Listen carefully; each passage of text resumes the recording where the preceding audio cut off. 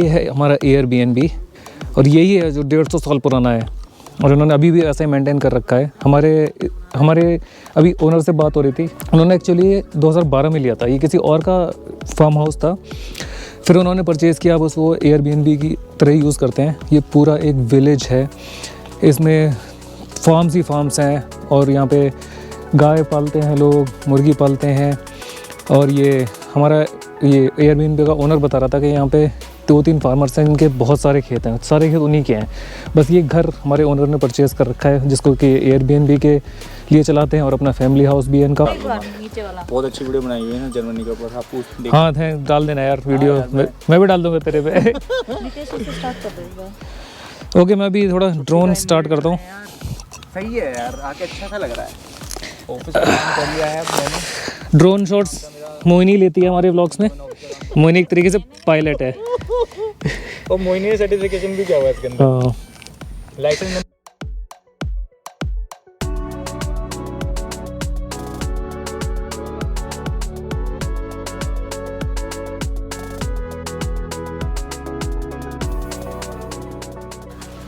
Windows वगैरह भी वैसी हैं एकदम पुरानी, कोई ब्लाइंड्स वगैरह अलग से नहीं लगाए हैं, जैसे पुराने ज़माने में खिड़कियाँ होती होंगी उस टाइप की खिड़कियाँ हैं इसमें। पेंट भी वैसा ही लग रहा है, पूरा लकड़ी का मकान है। बाहर से ऐसा लग रहा है, अंदर से तो सारी फैसिलिटीज़ हैं ही इसमें, लेकिन बाहर से ये अभी तक जानबूझ के ऐसे मेंटेन करके रखते हैं। और ये हमारी गाड़ी पार्क है यहाँ पे, जो हमने रात में पार्क करी थी। एक्चुअली हम लोग जब रात में आए थे यहाँ पे, तब हमें अंदाज़ा नहीं था कि हम ऐसी लोकेशन पे आएंगे जो बिल्कुल एकदम गांव के बीचों बीच में होगी। लेकिन सुबह उठ के एकदम पता चला कि भाई हम कैसी जगह पे आ गए हैं जो एकदम बिल्कुल गांव में है, जो ठेठ गांव है यहाँ का। और ये जो फार्मर्स के बारे में बता रहे थे, वो उनके फार्मर्स के ट्रैक्टर और फार्मिंग इक्विपमेंट्स रखे हुए हैं यहाँ पे। और ये जो चीज़ें हैं, ये एक्चुअली जो आपको जितनी भी यहाँ पर फार्म्स दिखते हैं ना, उसमें एक चीज़ दिखती होगी कि घास एकदम लेवल में कटी रहती है, तो वो घास काट के अपना इसमें भर देते हैं।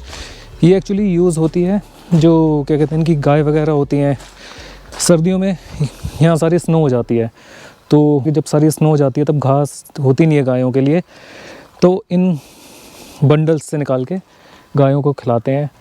और फिर अगर किसी के पास ये बंडल्स नहीं होते हैं तो उनको बेच भी देते हैं। तो ये घास as a source of income भी होती है इन लोगों के लिए।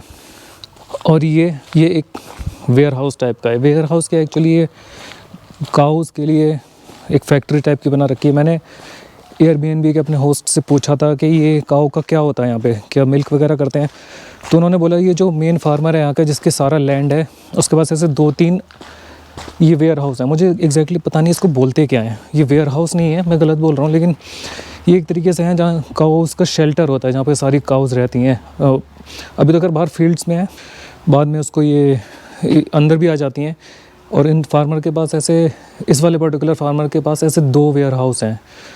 तो अभी सारी गायों को वो दूसरे वाले में रखते हैं, पूरा खाली पड़ा हुआ है। यहाँ पर जैसे हम देखते थे मिल्क वगैरह करते हैं काउज़ को, उस तरीके का है ये। अंदर से देख के आते हैं ऐसे।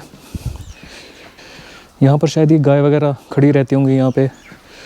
अंदर ऐसी स्मेल आ रही है पूरी गोबर की, और हो सकता है कि डॉगी वगैरह ना हो अंदर, कोई इन्होंने पाल के रखा हो उसके सिक्योरिटी के लिए, जो काट कूट ले, लेकिन ऐसा लग तो नहीं रहा। ये देखो सारे चिकन्स वगैरह हैं यहाँ पे, और स्मेल एकदम ऐसी आ रही है। ये देखो कैसे चिल्लाने लगे। चलो मैं जाता हूँ यहाँ से। कभी कोई आ जाए बोल दे हमारी प्राइवेट प्रॉपर्टी में आ गए। ये पूरा खाली पड़ा हुआ है यहाँ पे। अब जियो सामने जो दिख रहा है ना, यहीं गाय एक बांध देते होंगे और फिर उनकी मशीन से शायद मिल्किंग करते होंगे। ये भूसा पड़ा हुआ है यहाँ। तो जैसे हमारे यहाँ गाँव में एक जानवर बांधने की जगह होती है, खासकर आंगन पे या कहीं भी, उसी तरीके का है ये भी।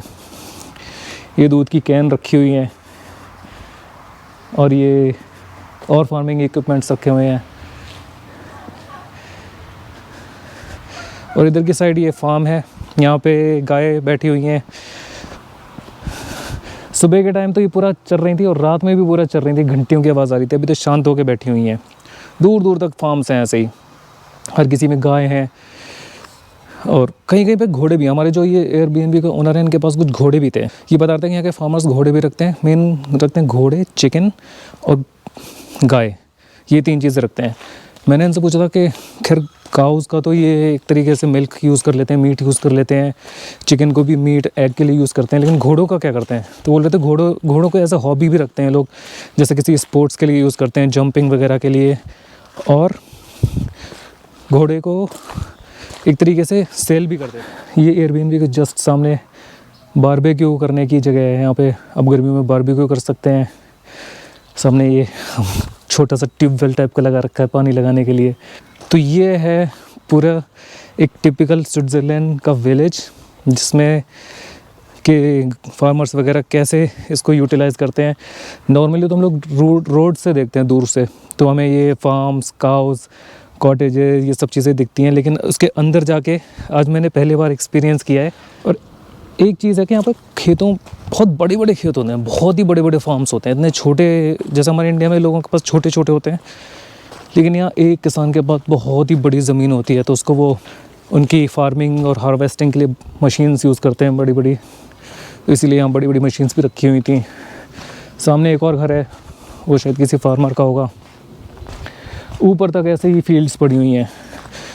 तो हम लोगों ने इनसे पूछा था कि ये घास इतनी लेवल में कैसे हो जाती है, तो ये बता रहे थे कि घास को मशीन से काटते हैं, और मतलब ये इनका स्विस लोगों के अंदर परफेक्शनिज्म की चीज़ होती है कि घास एकदम लेवल में होनी चाहिए बिल्कुल, तो ये उसको पूरा मेंटेन करके रखते हैं हमेशा। और हमने पूछा था यहाँ स्विट्ज़रलैंड में इन फार्मर्स का सोर्स ऑफ इनकम क्या होता है, तो ये बता रहे थे कि यहाँ पे मेनली जैसे खेती होती है, काउस, चिकन, इन सब से सोर्स ऑफ इनकम होता है। ऊपर से गवर्नमेंट भी इन फार्मर्स को पैसे देती है, क्योंकि अगर ये लोग ना ऑर्गेनिक फार्मिंग करते हैं, एक तरीके से एनवायरनमेंट फ्रेंडली, तो उसके लिए गवर्नमेंट इन्हें पैसे भी देती है, तो ये भी एक सोर्स ऑफ इनकम है।